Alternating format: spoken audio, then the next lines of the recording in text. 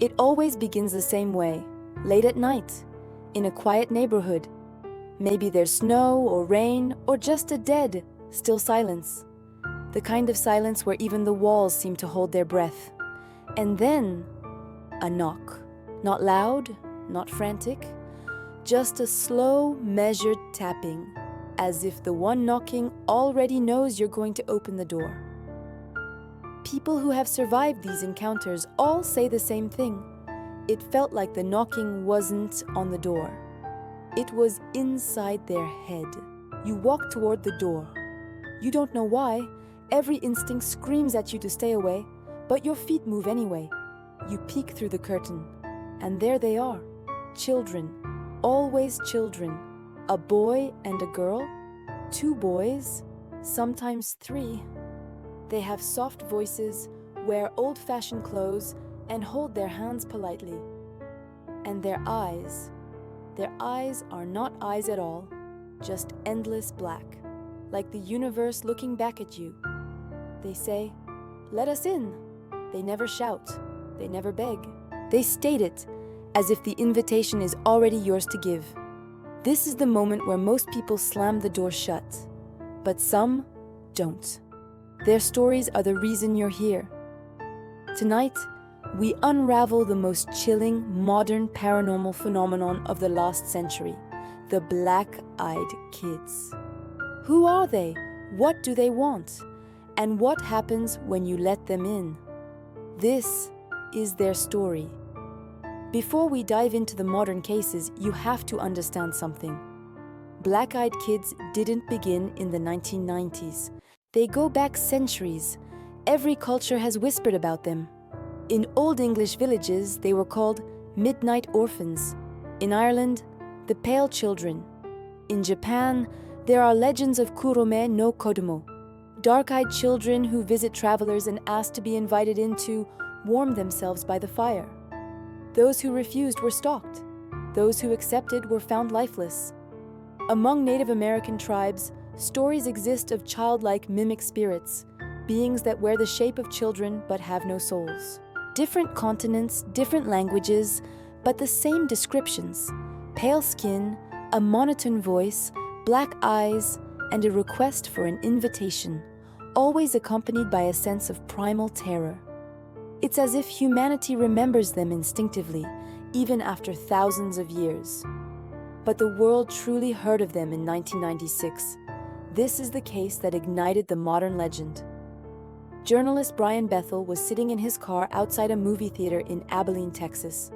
Suddenly, 2 boys were standing by his driver's window. They were around 12, dressed normally. Bethel rolled the window down slightly. The older boy spoke. "We want to see the movie, but we left our money at home. Can you take us to our house so we can get it?" Something in Bethel's brain screamed. He said it felt like every instinct was telling him something was horribly wrong with these kids. Then the boys lifted their heads. Their eyes were completely black. No whites, no reflection, just emptiness. Bethel panicked and threw the car in gear. As he drove away, the boy's voice changed. It flattened, deepened, and echoed inside his skull. "You have to let us in." He sped away. When he looked in his rearview mirror, there was no one on the street. This case started a wave of thousands of reports. Across these thousands of reports, the same patterns appear. They almost always come in pairs. They never enter a home unless they are invited. This rule is absolute. Their presence causes physical symptoms: nausea, dizziness, sudden anxiety, migraines, and even nosebleeds. Electronics malfunction around them. Phones die, lights flicker, and televisions distort. Animals panic, dogs hide, cats hiss, and they vanish instantly. One blink, and they're just gone. Take the Vermont case. A woman was home alone during a blizzard when she heard a soft, rhythmic knocking. She opened the door to find 2 children, a boy and a girl, in old clothes with no jackets. "May we come in?" the girl asked, her voice eerily calm. The woman hesitated but stepped aside. The moment the children entered, her cats fled, terrified. The children sat on the couch. "Where are your parents?" she asked. "They will be here soon," the boy replied. Then they looked up. Black eyes, her vision blurred, her breath quickened. Suddenly, headlights cut through the window. Her husband was home. The children stood up in perfect unison. "They're here," the boy said, but he wasn't talking about her husband. The children walked outside and vanished into the storm. Her husband saw nothing. Within 3 months, he developed a rare form of cancer. The woman believes it began that night. Why do they need permission? Folklore calls it the threshold law.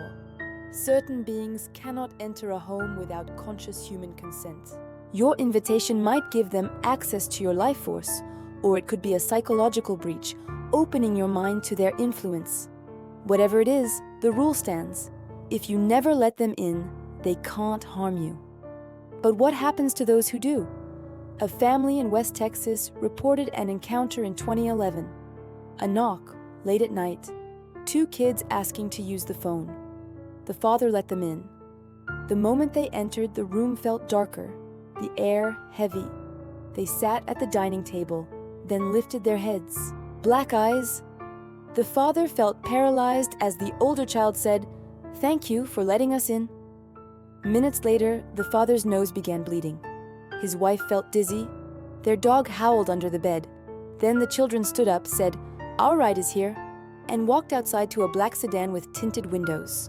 A tall man in a suit escorted them inside. The car drove off silently without headlights. Within a year, the father was diagnosed with leukemia. So who, or what, are they? One theory suggests they're extraterrestrial hybrids. Their behavior, hypnosis, telepathy, energy draining, resembles that of greys. The black eyes could hide optical implants, and the monotone voice is just learned speech. But why mimic children? Because it's our instinct to trust them. Another theory is that they are interdimensional beings, flickering between realities. Physical barriers might block them unless you verbally grant them access. The third, and perhaps most terrifying theory, is that they are demonic or spiritual entities.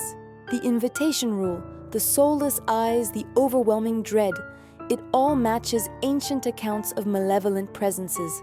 As many witnesses say, it felt like they wanted their soul. One detail stands out across cases. They don't blink. They just stare, unbroken and unmoving. It's a key part of their imitation of humanness that they don't seem to understand. When a witness locks eyes with them, they step closer. Their voices deepen and their requests become more insistent. One woman said, "When I looked into their eyes, it felt like something was reaching into my mind and looking for a way in."